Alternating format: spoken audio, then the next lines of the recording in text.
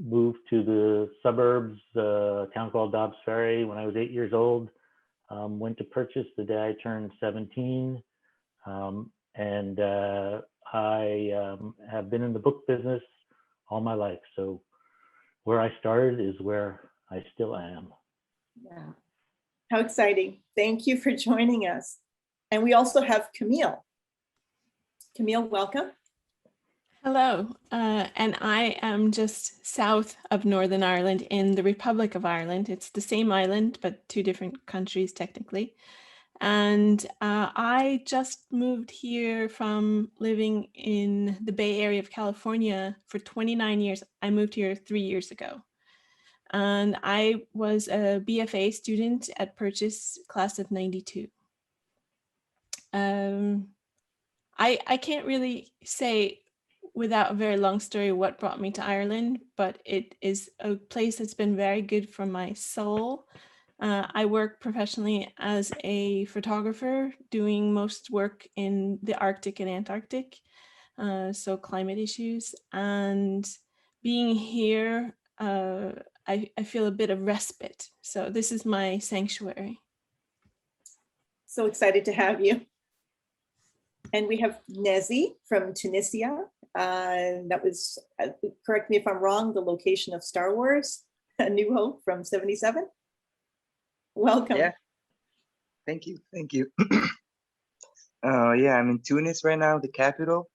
I've been here since March. I graduated in December, and I'm working already at a digital media company. As a yeah, I am editing and doing set design. So yeah, everything I love. It's going great already, and I'm going to finish my start my master's in Canada and University of Toronto in September. I just got admitted, so in the meantime, home country, just getting more experience. That's fantastic. Congratulations. Quincy, Thank you. We've got you from Berlin. So hello, everyone. I am Quincy, class of 2008, major in dance. I have my BFA in that. And I moved to Berlin in 2009 for a choreographic project. I was working in the south of Italy as the resident choreographer, and then moved to Holland and then Berlin. So that's been my journey. Raised in Brooklyn, New York from South America. And yeah, it's been a wonderful time for the last 12 years. Well, thanks for joining us. Really appreciate it. So we are going to questions that we're all dying to know. What was your path to living and working outside the US? And did Purchase offer a study abroad program at the time that you decided to take advantage of? Or was there a class or someone that influenced your decision? Maybe we can start with Paul. There certainly was a class and a professor who influenced my life. I got to Purchase when I was 17, as I said, having no idea what I wanted to do at all. And I, after my first year, had decided to become an anthropology major. But in the next autumn, I took a course in modern British and American poetry with a professor named Michael O'Loughlin, who some of you, if you were around back then, will surely remember. And I was enthralled by the poetry of W.B. Yeats, Ireland's great poet. So much so that I came to Ireland for the first time on a holiday on vacation in 1984 and came back about a half a dozen times since. I didn't end up moving until 2007, and that move was a personal and romantic one. I met my Irish wife at a book fair in Germany, and in 2006, and we moved over in 2007 to Bangor, Northern Ireland, in County Down, which is where she is from. And I mean, the the idea that I've ended up here is just still amazing to me, because it's a place I've always wanted to be. I've always had an affinity for the literature, obviously, the landscape, the people who are just wonderful. And so yeah, so my time at Purchase, because of my study, certainly influenced getting me here. And as I said, the fact that I've ended up here is just very, very gratifying and a right ending to me of my path. You know, it's interesting. You mentioned you had gone half a dozen times to Ireland before you actually made the move later on. Did you find that during that time there was it timing? Did you feel that it just, you know, things just weren't aligned right? You wanted to be there, or it just had it, you know, through your process of exploration, discovery, you know, where you were in your life to feel that you want this, and do I reach for it? Is this the right time? Yeah, it's a good question. I ended up, after university, I went to New York City, worked in publishing for 10 years, and then moved to Vermont and spent 20 years in Vermont, which was almost more of a foreign country than Ireland was. You know, it was a very, very different move, actually. And the other thing that happened is, quite honestly, I started taking vacations in Italy and fell in love with Italy. So I was kind of torn as to where I wanted to be. I knew I wanted to be somewhere other than where I was, but it took the impetus of a romance to finally sort of make my decision for me. So fate took its hand and brought me over here. Wow, it's a very just warm, enchanting narrative tale, and then you're in book publishing too. You live your own story. Exactly.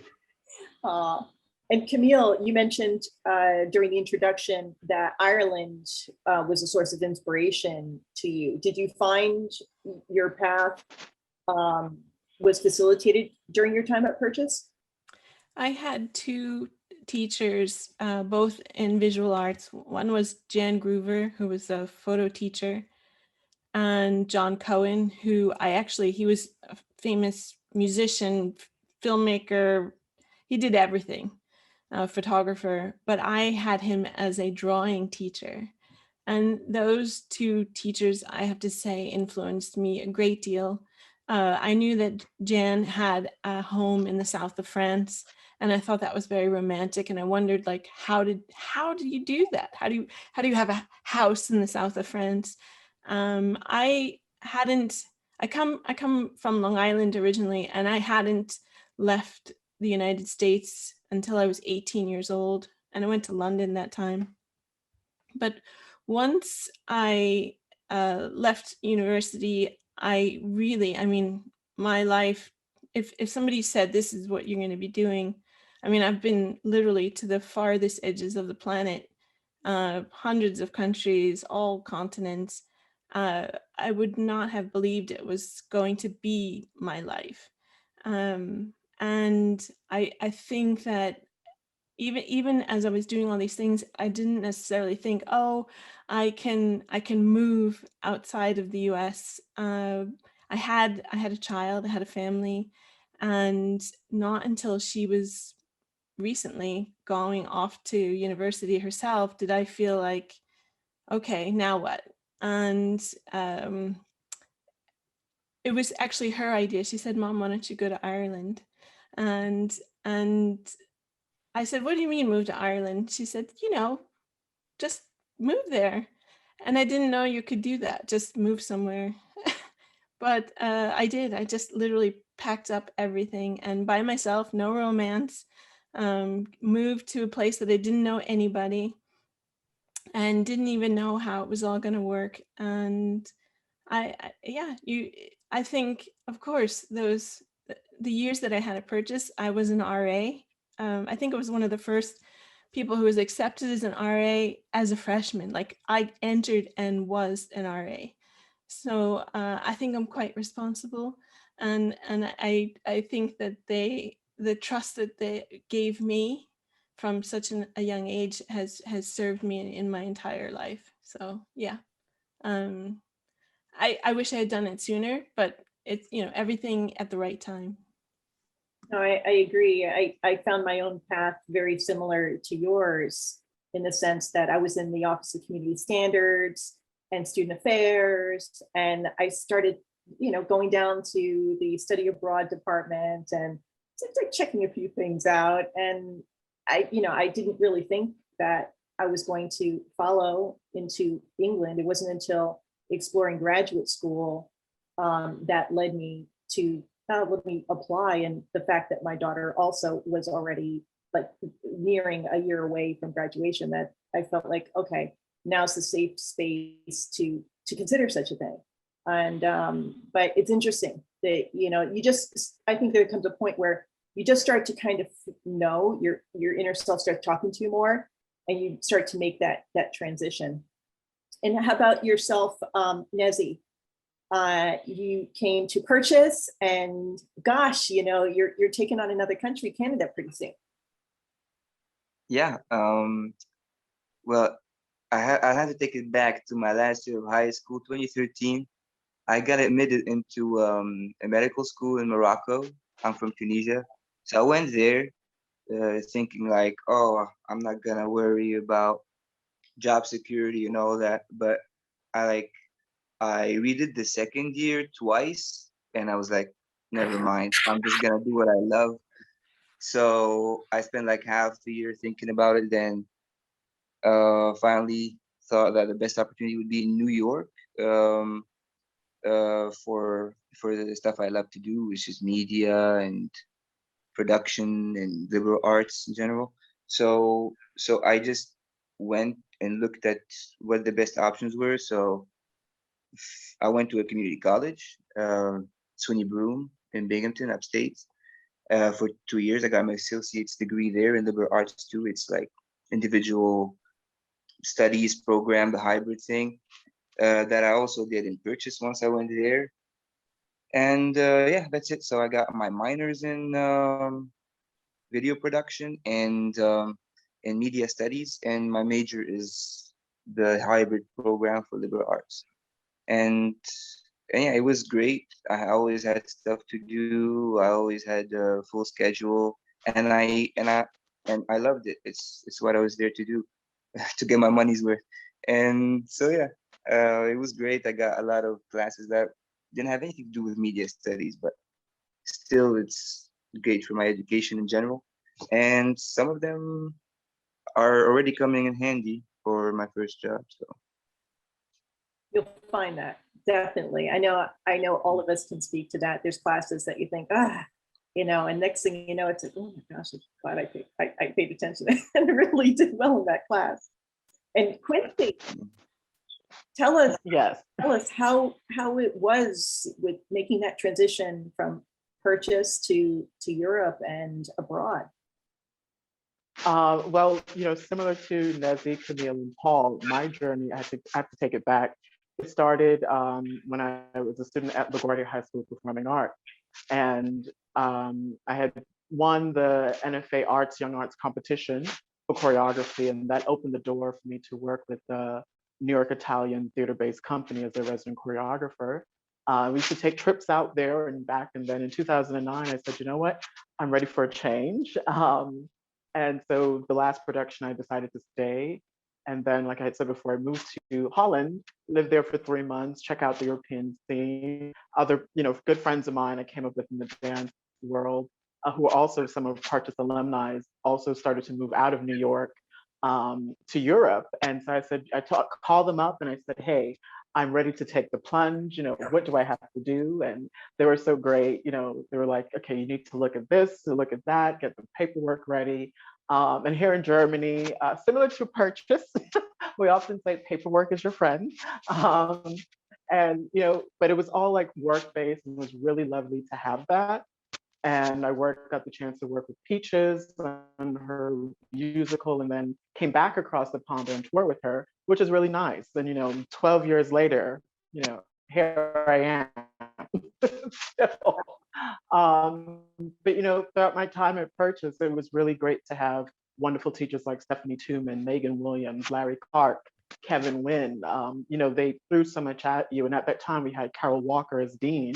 And we would go to Hong Kong to do the tour there and to perform. And all those trips, it really does instill so much in you to open up your perspective and to let you know that there is a bigger world from where you're from. And you just always have to, my mother always said, set your cap a little higher. And then you keep going. So it's been a good journey so far. So, yeah. Well, I'm really impressed with the diversity that we have on our panel and the wonderful experiences and journey that, all of us have experienced and to take us here and abroad and to create internationally. One of the things I, think about, and because we are a diverse group and each of us have graduated at different time periods at Purchase. What were some of the things that you found at that time that were really gosh, I really needed that support and help from Purchase, and it really helped me to get where I am today. But at the same time, I wish there was some things that Purchase had to offer during that time to prepare me better for what's out there. And I think as a conservatory, we all are focused on the arts. But at the same time, it's a business. And I think once you get out there, and I for my own self, coming from the conservatory and wanting to go into graduate school, I was having trouble finding a program that it told you about the international world, the international business part of what I was doing. So, Europe offered that for me. And through the course of my journey, I ended up making that jump. So, I'd be interested to hear in the audience as well on some of the tools that were really, critical to your path journey. But at the same time, there were some things that, I could have used this here, and maybe, how you filled the gap on that. Paul?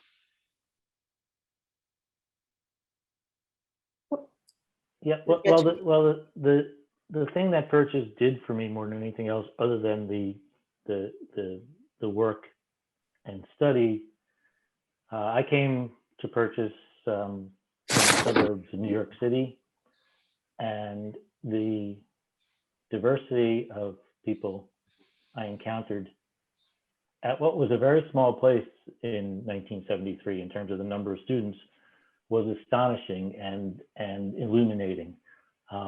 Getting to meet so many people from so many different walks of life, so many different places, who had so many different talents was an education in itself, and for me, almost more than the education I got in the classroom, to be honest. And I think that really did prepare me for the outside world in general. I'm not sure what else Purchase could have done for me. I'm not sure university is necessarily the place to prepare you for the business end of things, unless you want to go be a quote businessman. Maybe one course in basic life skills would always be useful for anybody, which I don't think is taught anymore in high school, let alone university. So something like that, something really basic to just prepare you for the things that you have to do when you're an adult and you get out in the world and you have to pay taxes and you have to have a bank account and you have to yada, yada, yada. But other than that, I think the primary purpose of being there is to learn about things, about people, and about yourself. And Camille?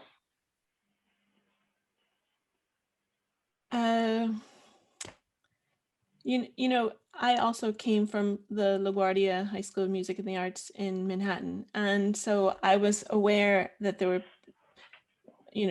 a lot of very talented people with diverse abilities. So I thought when I got to Purchase that it would be easy.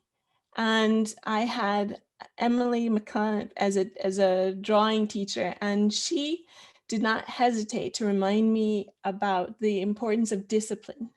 Like that if you do not have discipline, you will not stand apart. And that self-discipline is so critical. So I'm eternally grateful for her really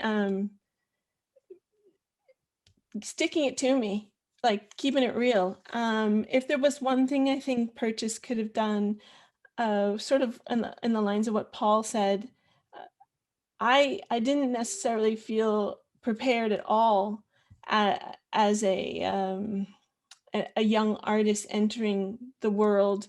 Like, okay, now what?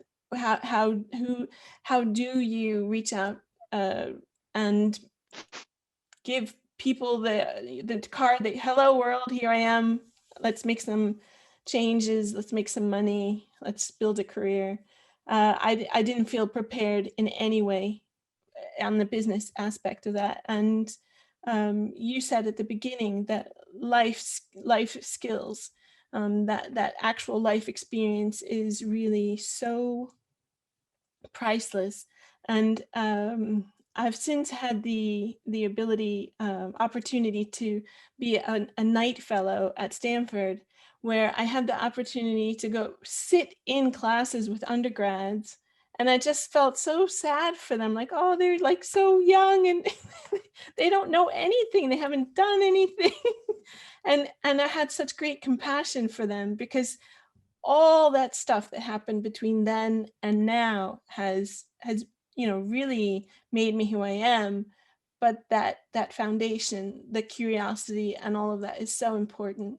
And I just want to speak to the physicality of the Purchase campus itself. It in itself was its own little haven. I used to love, when I was stressed out, to just go ride my bike around the campus, or go into the woods, or go to ride. I mean, that area is amazing. So and still so close to New York, so you could go down to the city and hang out and come back up. And it was really a fantastic location. And Nezih, as a recent graduate,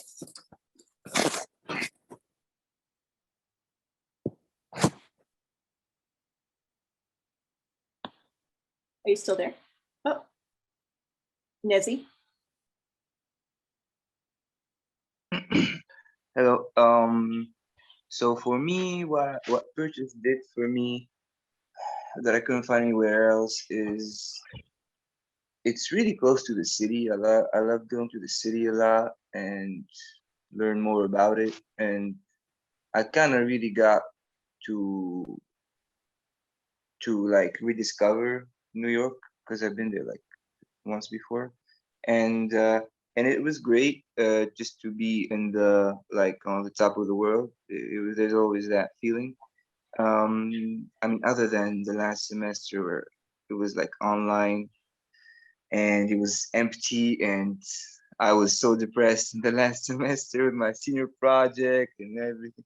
Wow, it was really like I don't really like to think about the last semester, but everything else was great. Like the semester before it, half of it was online, and the first half went great. But the second half, is summer and everything. People are just like, even the professors are very relaxed about everything in a good way. Like not in like, I mean about that all the time. Like the professors in Purchase, I've had only good experiences. Maybe other than one or two, but everything else was like straightforward and learning focused. And I got to rediscover a lot about myself, which also happened to me in community college, like that self-actualization thing when you go like, oh, now I understand what communication, what education means, what it's for. Now, oh, math is also interesting. Like all that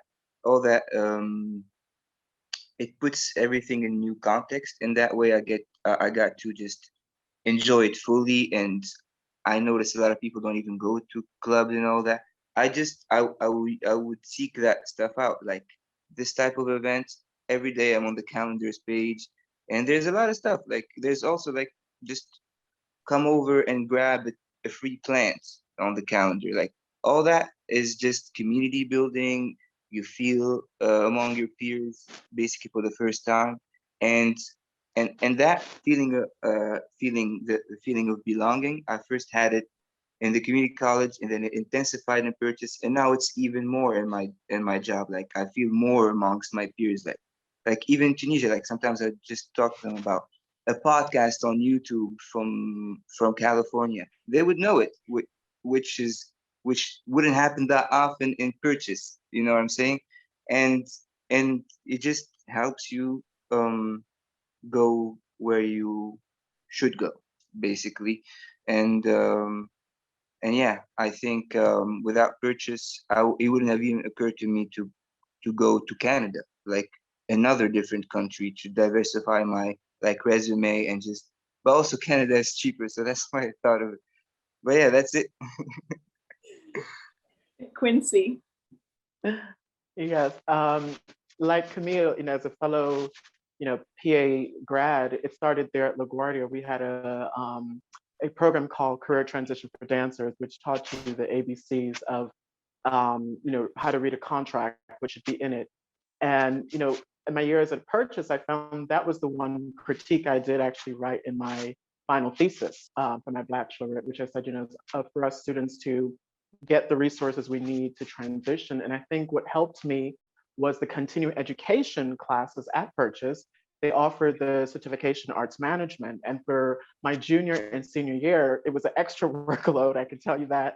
But I took it on because I really wanted to know the business aspect of my craft. And I think, maybe now it has improved over the years where those programs are implemented within the conservatory curriculum itself. But when I was there, it wasn't. It was separate, and I had to take that interest in myself to understand the business aspect, because living out here in Europe is one thing where you do have to understand the tax brackets and where you at and when you have to write your invoices. Because in Germany, it's like you need you have to have a tax number for invoices. You have to have this for that, and it's very compartmentalized. And you have to, learn the rules of where you're living. And I think, those last 2 years, it kicked my butt. I kid you not. But it really did help in that way to prepare me for, what I considered, always being able to be global and international. And, and those really started even before that at the Ailey School. I was a student at the Ailey School, the Martha Graham School of Contemporary Dance, and to see how that thread is woven, it really is a big thing. And I think for all the students, I would tell them, learn the business side of your craft. And, Nezih says it well, Purchase was also community. And we had the benefit of having students who came from abroad to study with you, and you had that lovely cultural exchange, and you got to see, to really get like the grassroots of what it is to, live abroad. And understanding, out here, everyone goes, why would you ever want to leave New York? And, I counter that by saying, why shouldn't I, or why shouldn't you leave where you are and go someplace else? Because it offers so much more richness to your life. And, like Camille was saying with Ireland, it gives her that, that calm. And I love those moments out here in Europe where you get to travel and really see different parts of the world and, connect with people. And it really does start with your community in school and your neighborhood and where you take it. So yeah, for me, it was definitely like getting to learn that business aspect and how to go on from there with it. It plays a very vital role today, I can tell you that. No, I completely agree. And, I remember one of the professors that made a significant impact on my career path.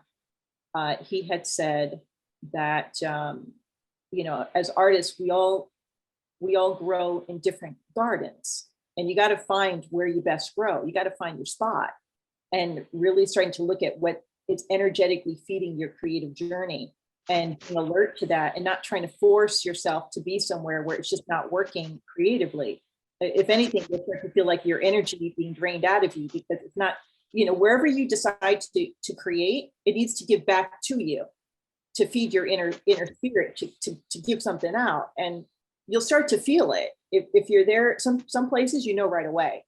And then other places, it takes a little bit and just, it's just not, something's just not right. Everything can be beautiful, perfect, but energetically, it's just creatively not the spot for you. Yeah, and being well-rounded. I mean, even at Purchase, they didn't have, now they have an entrepreneurship degree program, but they didn't have that when I was there. And I found myself really pairing with career development, finding internships, actually was at Kyle Abrams' dance studio.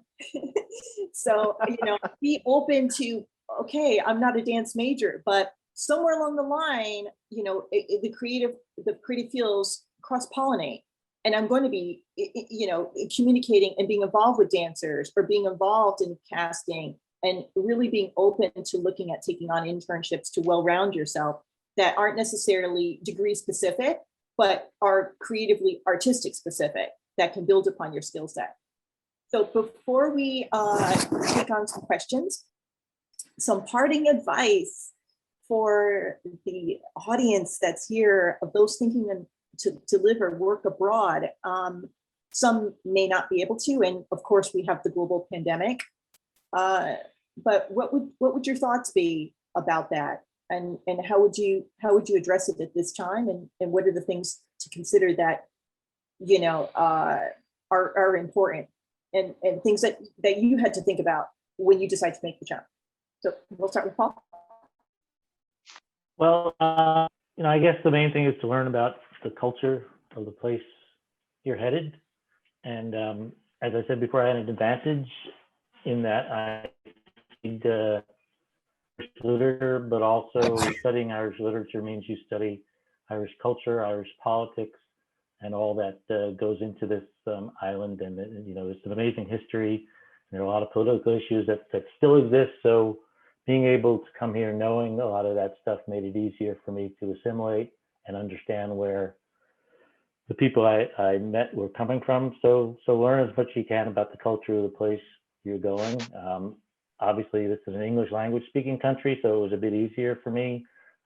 If you're going somewhere where English is not the first language, certainly learn as much as you can about the language. Take courses, you know, in the language, so at least when you get there, you can begin to interact with the local people. But yeah, just learn as much as you can about the place you're going and be open to the differences. Camille? Everything Paul said, and then so as to try not to repeat, I'll think of some other things. I actually had 3 places that I was looking at moving, and in the end, I chose Ireland partly because it had the same language, and that was going to make it easier for me. There were things that were important to me that fit the bill here. For example, proximity to an airport, the proximity to ocean, that was important to me.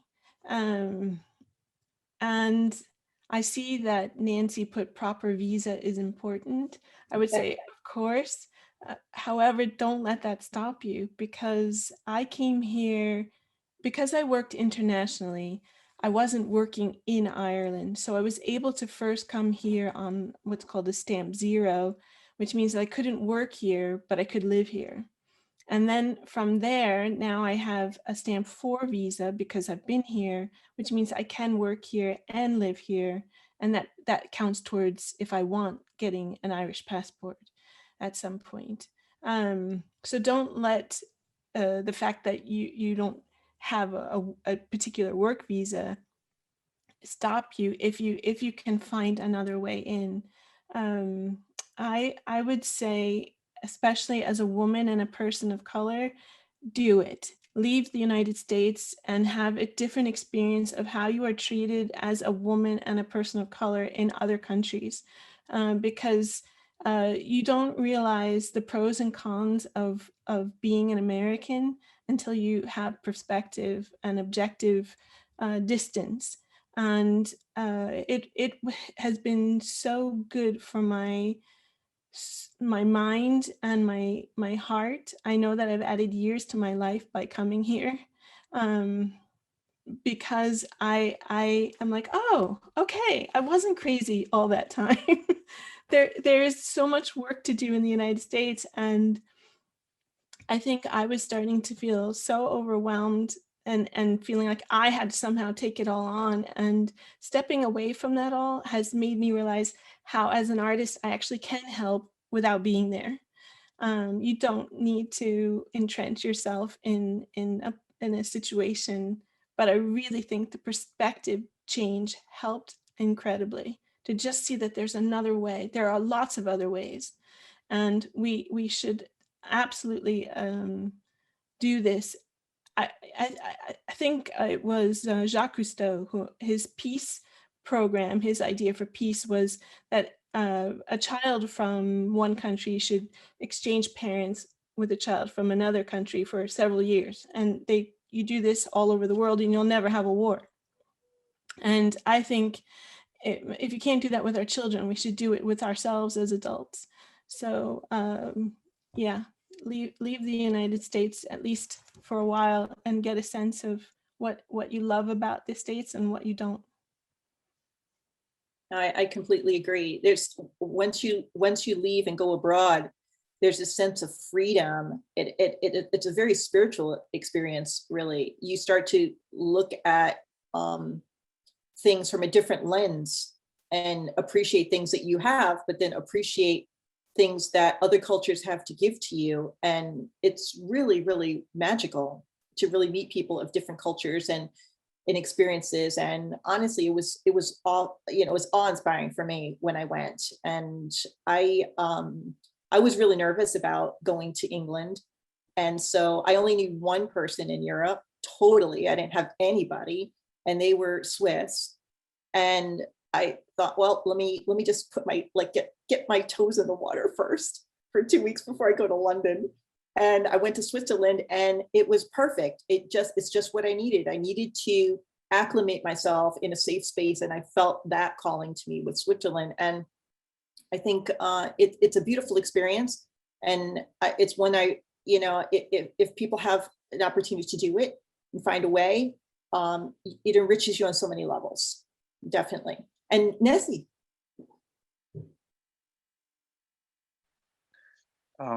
What's the question? Like, The advice that you would give to living abroad.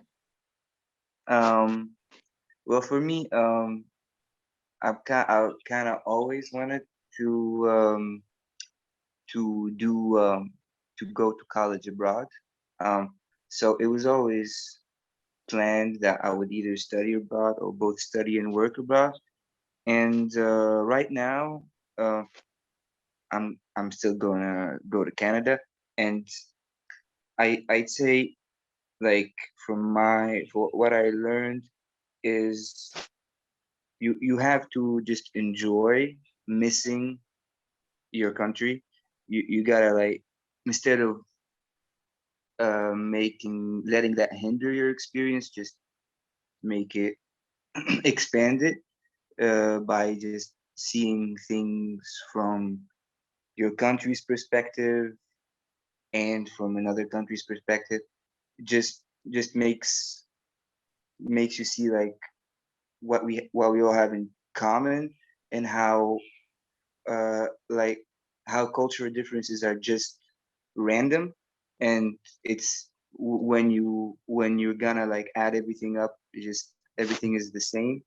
um and when it comes to opportunity, just like, once you're gonna follow it, you're gonna enjoy everything that comes with it, because it's not really about like where you are, it's about what you're doing.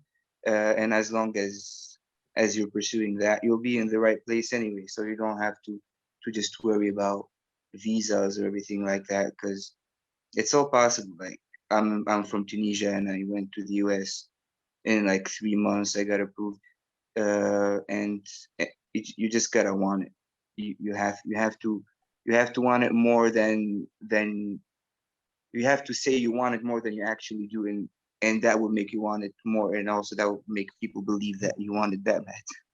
So just like the way I got my job right now, I just sent them an email and I got a job interview, and it's kind of my dream job. Like I've always wanted to work at like a YouTube channel type of environment with young people, for young people, and like cracked.com. I don't know if anybody knows that website. I was so obsessed with Cracked, and they taught me a lot about American pop culture before I went there. And right now I'm working like in Tunisian Cracked, very like it's not inspired by it, but everything is that environment. It's just I didn't even think I was gonna make it, but I made myself make it, and now I'm just here, and everything is like it's as if it was kind of meant to be. But it's just, of course, it's meant to be. I went on that path, and I know what I like, so I ended up in a place that I can contribute to, and that contributes to my needs as an artist, or as I just as a person, because I gotta do something every day, and I go there, and it makes going home worth it now. I was so bored in the first month here, but yeah, I'm kind of rambling, but that's it. Quincy.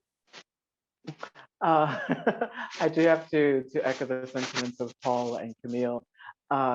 If you can travel, do so. It really it opens up so much more for you, for your well-being, for your perspective on your craft and everything. And the visa is important, but it should not let it hinder you. Like for me, moving to, I've lived in all non-speaking English countries, and it really it does open up so much more for you to, to understand someone's culture. You need to speak their language, and having that, to go into the classes and your work colleague, it helps so much with that. And on the visa aspect, I would highly recommend to say, don't let it hinder you whatsoever. Research, do your homework, research on the country that you want to go and live in, understand, their customs, their language, because it will be a culture shock. I can tell you that when you first moved out here and you don't understand how they're doing it, especially me coming from the East Coast, New York. And New York, you don't really stare at anybody. And out here in Germany, they'll look at you like, and then turn away. And at first you're like, is something on my face? What's going on? But you understand it's called, people watching. They'll sit on a Sunday at the cafes and they'll enjoy their croissant and with their coffee. And they're just looking at everybody walking by. It's normal, it's typical. Understanding those little nuances of the culture, it really, you're now part of it in that sense. But definitely when you understand the ABCs of it. So I would highly recommend for any alumni who want to travel anywhere, definitely do your research on the country you want to live in, find out what you need. As an American, you're able to come out in the European Union just for 3 months with your passport. You can move around, check out the lay of the land. And then when where you want to settle, you can settle down in the country you want to and apply for that. Me being out here for so long, I can now apply for my fixed visa, which is wonderful. It's a different thing with the passport, because in Germany, they don't really allow that to have that dual citizenship, but it does open that up, so then you don't have to think about going back and to deal with paperwork so much. But yes, and I think the last thing, for me was I have to tip my hat off to the late wonderful Kazuko Hirabayashi of our dance conservatory.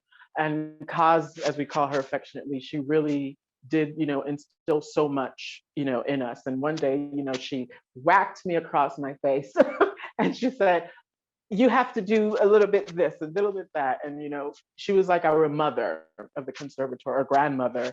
And you always went to her for sage wisdom. And, I think when you have good mentors and good teachers like that throughout your career, it really does, be able to still call up some of my professors and still talk with them, and to have that, that friendly dialogue, it opens up so much more doors for you.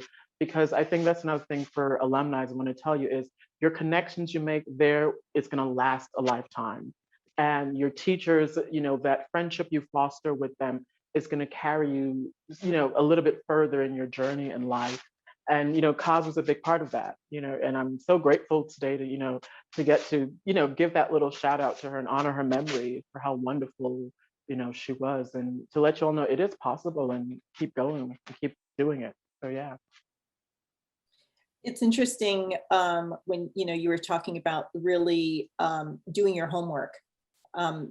Each country has their different regulations, but a U.S. passport gets you into a lot of countries that you can explore and see how, before you make a commitment to it. But definitely each one has their own rules and regulations, and if a student is still on campus, you have the study abroad department that can really help, because they're dealing with visas, so they can already give you some information there too. But it's definitely a wonderful experience. And even coming back from England back to New York, I found myself walking on the left side. I was like, oh my gosh, everybody's going wrong. It's like, I'm already programmed, and I didn't realize that, because as an American, you're going into Europe and England, it's like you're walking on the wrong side. It's like, what do you mean walking on the wrong side? It's like everybody walks on the left side of the street, and then you're on the right, and like you're going in like queue. What's the queue? And yeah, I mean, you learn these things along the way, and it's enriching and endearing, but it's definitely, it helps you to grow. So we have one question, and it's a broad question. Even though you're all living overseas, do you find that the fact that you are Americans, that the politics or the political administration impacts you there even still, regardless of who's in office, that as we're Americans, it kind of like trails us? Because I know for me, when I was in England, I didn't realize how the information that came across about the US there was a lot of things that, there was misinformation. And because not everybody has a TV, for one, I didn't realize that. It's like, wow, you have to have a license for television and stuff. And you learn these things that my landlady, she had known the TV in like 23 years. So, it's so different being in America, where we have a constant stream of information, CNN. And then, I found myself, hearing one information that was kind of chopped. But as an American, I didn't find myself in a bad position in any way. I just I found myself in a spot where it's like, wow, I didn't realize communication was different in other parts of the world. And what they know and understand about America is not necessarily a holistic view. And I even had that with a screenwriter, where they were writing, the characters were going to a payphone. I said, we don't have payphones. They said, you don't? Yeah, but they saw it in the movies, old movies. And I said, but no, we have cell phones. Everybody has a cell phone? It's like, pretty much. Or we'll go to a bar and we'll use our phone. No, or go to the post office. Like, the post office does not allow you to use a cell phone. And it was interesting, the disconnect. So I think it'd be interesting one of the audience had questioned that, whether or not you felt any impact, even though you're there, you're still American, and what that means for you being there. Paul? Yeah, that's interesting. That I moved over here in 2007, and Obama was elected, and I kind of stopped paying attention to American news for 8 years, figuring that'll be all right, not to worry. And then we all know what happened, and I became, and drove my wife crazy, because I became obsessed for the first couple of years from the time Trump announced he would run through, and obviously, and sorry, I'm not going to get too political here, but outraged by all I was seeing. So it affected my life personally, because it brought me back into that, and sort of keyed into my obsessive personality in a way that I had to gobble up every piece of information there was. So now I'm off American news again, thankfully. But in terms of living here, primarily it was people were saying to me, what the hell is going on over there in your country? I mean, that was, I'll use a word that some of you might know. People here were gobsmacked by what was going on in America, just flabbergasted by what they were witnessing. But the other thing about here very quickly is that I think you get a much more even perspective from the media over here about America than you do when you're in America.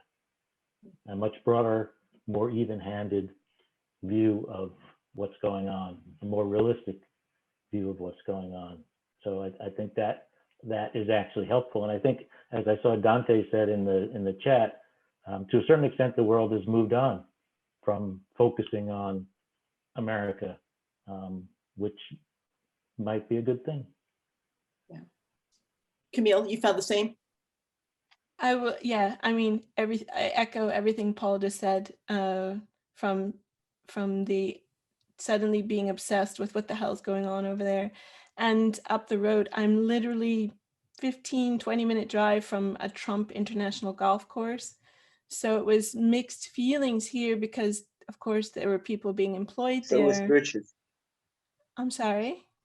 So is Purchase. It's right next to Purchase, Trump golf course. And so people, again, what's going on? And I felt like, being a person of Indigenous, Native American, and African American, and a woman, I was in a unique position to educate them about history of the United States that they had never heard. They weren't aware of the incredible situation that has been.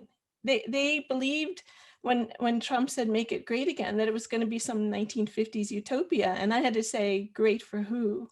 So and then present my experience and my family's experience and everyone, my American experience. So it's been really incredible in this community that I'm in here in Clare, because of course when I first arrived and I would walk through the supermarket, they'd be like, they recognize you are different, you are not from here, but not in a way of not welcoming. They were suddenly like, hello, I want to know about you, where are you from? And there's a saying, and I think it's really true of Irish people, they're not necessarily friendly, but nosy. And they want to know everything. And I have to tell you, it's the first place I've lived since I was a child where you have to have coffee and cake ready at all times, because people just come, hello, I just was coming to say hello and how are you? And my postman, the first day he came, and mind you, my house has no number on it and there's no street name, no street address, just the village and me. And he came the first day I had post, that's the mail over here. And he shook my hand and he said, hello, I'm Paul, I'm your postman. Now, when was the last time that happened in the United States? So it's a different kind of engaging with the community. And that was a bit of a shock at first. And one thing I said in the comments that I didn't miss the US at all, but one thing I do miss, and I'll keep it real here, is the plumbing and heating. They have a very different concept of what that is over here. So that's my hashtag keep it real moment. Yeah, I learned a potbelly stove. That's and tea. What ginger tea is? It's real ginger chunks. Nezih, parting words.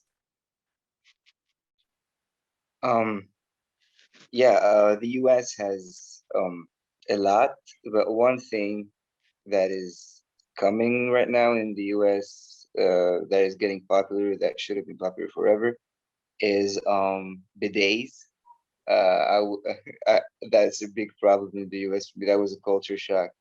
And another thing for me that was a culture shock was dryers, weirdly enough. Like in Tunisia, we don't have dryers for clothes. We just hang the clothes and like outside in the yard and stuff. And it's like Middle Ages. I don't know why we do that. Like I've been trying to convince my parents to get a dryer now. But yeah. Another thing for me is in here we don't have like it's not easy to get food delivered to your house. That's not anything anyone prioritizes. But now we have KFC and all that. Like since Tunisia had its revolution, we opened the Arab Spring in 2011. Now we have a lot of those like chains of food. Like before, the dictator wouldn't let them in because they want the part of the profit. But now it's getting there, and all of that with like that's changing. And yeah, everything else, we don't have snow, but other than that, everything is like the movies. And Quincy, parting thoughts for our wonderful audience Yes, out there. I have to say, to echo, Camille and Paul a lot with, I moved out here right when Obama got elected, and everyone was elated. They saw you and they knew you were American, and they're like, "How do you feel about this?" And and I was like, "Okay, I'm looking forward to see what he will do," because again, living abroad, you're not immersed you don't get the direct cause and effects necessarily. It comes back to you through a different funnel. And then 8 years of Trump, and everyone was like, WTF that was the hashtag for everything. When they saw you and they knew, they were like, how do you feel? The day that Trump got elected, I tell you, one of my students walked in the classroom and she walked up to me, she put her hand on my shoulder, she gave me some candy and she said, I'm so sorry. And then, as we know what happened. But I think also it really did make you understand, this is what Camille was saying as well, understanding first of all, someone who is an immigrant to America and being out here and being another immigrant again, it really, you understand privilege. What does privilege mean? And I've been having this conversation a lot with friends of mine. And it's also in a new project that I'm helping to co-produce, and understanding, what it is to be Black in Europe at this time, and what does it mean to be Afro-Deutsch as well, and having your identity again, and what does privilege mean for each of us? Being an American abroad, you have privilege. Being a Black American abroad, there's a difference in your privilege versus someone who might be, of African descent coming over here, and how you're treated. And to really understand that, especially everything that's been going on in the news, it really has shown a light. And core group of friends of mine, we're working on a new project for things. And this is why, I talk about the importance of that cultural exchange, because it leads so much more for you. I'm a dancer by craft, that's what I studied, but then to embellish on my love for singing and for acting and producing projects, it opened up so much doors, and the partnerships you get to use. And as Paul was saying, having varied news sources out here, it's such a different light when they are discussing, current events and discussing the politics, and to see how our culture is mirrored out in Europe, especially in the entertainment field, and and how it reflects and how it doesn't reflect, and you get to understand the realism in real time. It's such a big component, and these last 8 years, it has led to such vast discussions out here, and the projects that that we're in talks now, that are being created, of being aware. What is it to be aware? Like Camille was saying, when I was in another talk with Variety Entertainment recently, and one of the panelists, she said, talking about Black Lives Matter, and she said, Black Lives Matter, so therefore what?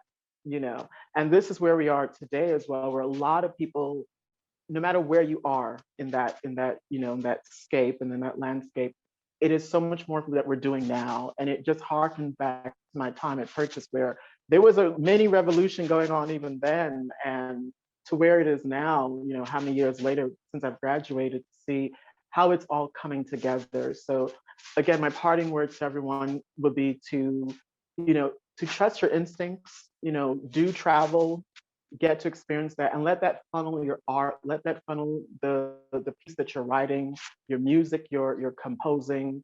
Like Camille's wonderful photography works, it speaks so much to what it's being done. And when you look at that, the landscape and the objects and everything like this, it's so much more in the collaborative work that goes into it.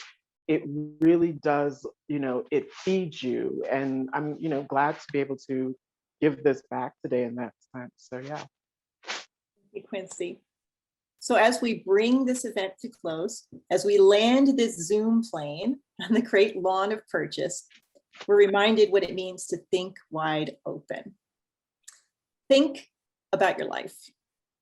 Audit your unique experiences and don't discount all you have accomplished, no matter how small it may appear.